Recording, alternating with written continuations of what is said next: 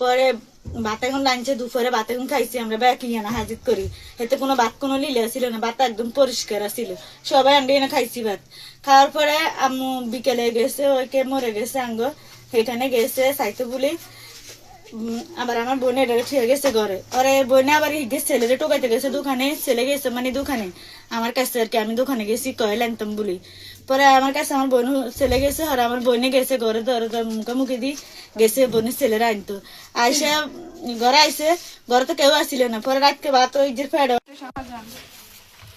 ঘরে ভাত খাবে তো এক মুঠ লইছে, ভাত লই জ্বলতে আছে, রায় কিরে ভাতে কিন্তু এত লিল কাপু বাদ দিয়ে লইছে ভাতে কিন্তু লিল লিল আই করে, তাহলে ভাতের হাজিল আর ভাতের হাজি আনি দিয়ে পুরো ভাতের হাজির বেঁধে সব লিল। সবাই দেখাইছি, আলি ফুনিছি দোকানে সবাই দেখাইছি, কয়েকগুলো খাইছি না, আমরা না এগুলো খাইনি, তো এগুলো তো সব বিষের গন্ধ কেউ নাকে ধরে কাকাইছে, কাকাই হরে ভাত ভিডিও করছে, লেদার হাত ফেলে টোদের ভাত লইছে, এগুলো লিলে গেছে, আর এগুলো ভিডিও করছে করি হরে না বেকারে দেখাইছে। আমি পুরো আলিপুর রাত্রে চলে গেছি, রাত্রে 11টা বাজে সবাই দেখাইছি, সবাই কয়েকগুলো খাইছি। মনোহরা। মনোহরা? হ্যাঁ মনোহরা বেগম। এটা কি বাড়ি? এটা তাদের বাড়ি, সমস্যা তাদের বাড়ি।